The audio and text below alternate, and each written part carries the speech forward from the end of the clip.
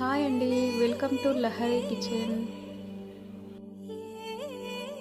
Hi friends, ఈరోజు నేను చేసిన కర్రీ అయితే ఇవి మీరు చూస్తున్నారు చూడండి. వీటిని పర్వాలు అంటారండి. ఇవి హెల్త్కి చాలా మంచిదట.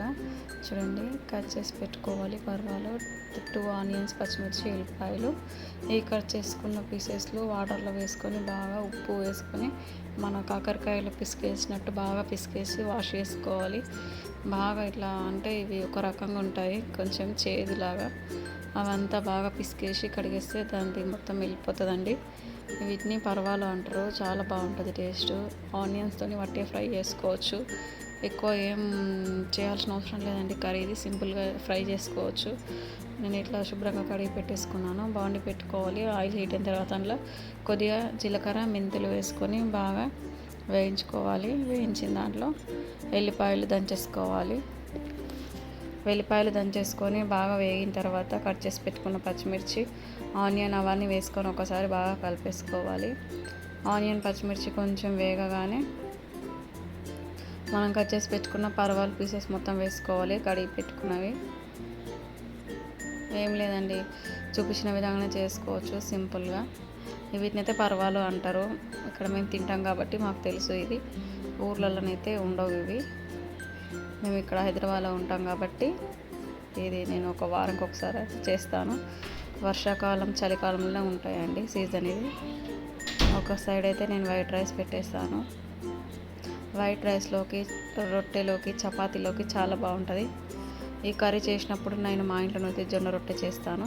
చూడండి, ఇట్లా వాటర్ మొత్తం పైకి వచ్చాయి. అవి బాగా వాటర్ మొత్తం ఇగ్గిపోయేలాగా ఉడకనివ్వాలి. లైట్గా పసుపు వేసుకున్నాను. పసుపు వేసుకొని కొద్దిగంత సాల్ట్ వేసుకొని ఒకసారి కలిపేసుకోవాలి. బాగుంటుందండి టేస్ట్. ఇది ఆనియన్తో ఫ్రై చేసుకోవాలి, కారం వేసుకొని. అంతే, కోడిగుడ్డు ఫ్రై చేసుకున్నట్టే చేసుకోవాలి. బాగుంటుంది ఫ్రై ఇది. కడిగి పెట్టుకున్న కరివేపాకు వేసేసుకొని ఒకసారి బాగా కలిపేసుకోవాలి. ఇలా బాగా కలిపేసుకున్న తర్వాత ఆయిల్ మొత్తం పైకి వచ్చేంత వరకు దాన్ని ఉడకనివ్వాలి. ముక్కలు మొత్తం ఉడికేలాగా పీసెస్ ఉడకనివ్వాలి.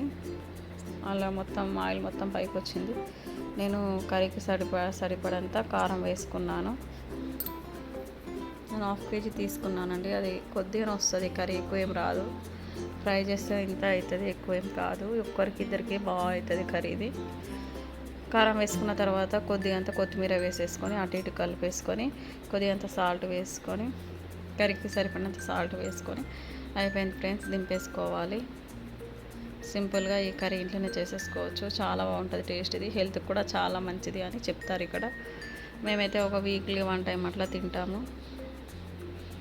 ఇట్లా బాగా ఫ్రై అయిపోవాలి. వాటర్ ఏం వేసుకోవద్దు.